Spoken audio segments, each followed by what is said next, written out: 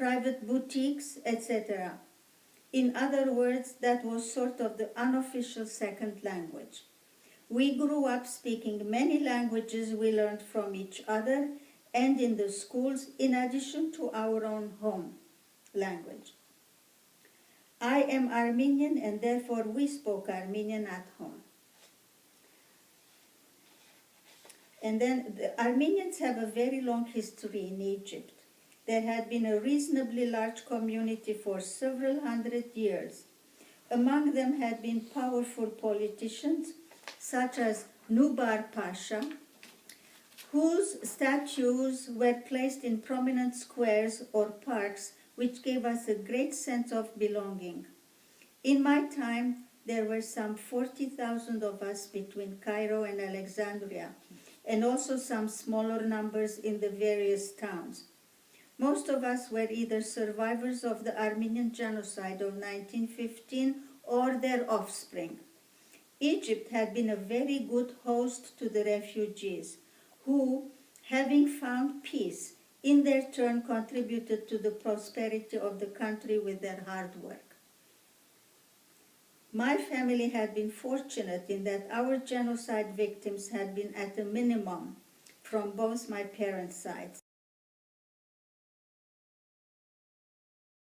You know, in the beginning, I never did, because I was afraid to go back.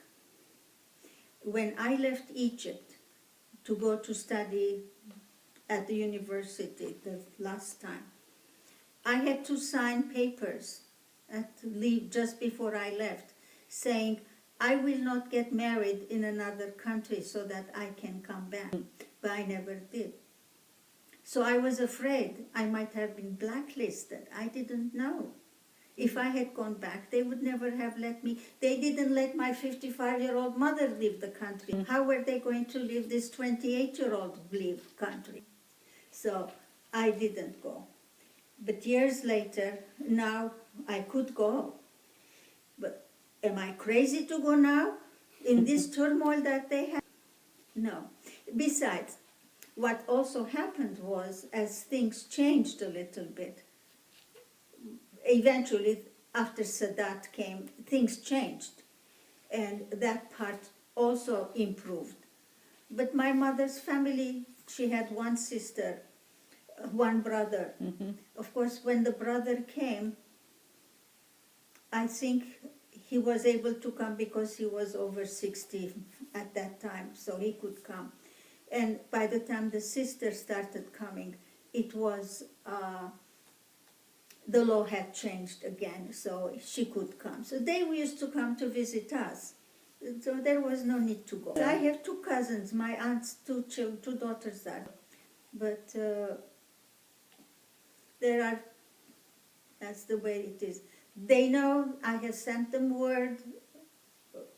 We're in touch with, on email together, but I'm afraid to ask them too many questions because I know what it means to be censored. When I used to, and this in 1958-59, I was in Beirut studying, every letter that came from Egypt had been censored because they may not even have all read them, but they were all opened and taped closed with a censor word on it, censored, censored, censored. Then I have had situations where people would tell me that while they were on the telephone talking to each other, if they talked about politics, a third voice would come in and say, change the subject. Now, you used to hear stories like that. Yeah. Are you crazy to go back? When I first came to the United States and people would ask me, how are things in Egypt? And I'd just look around, make sure all the windows were closed. And then I'd say, well, it's good for the people. I had to be careful. My mother was still there.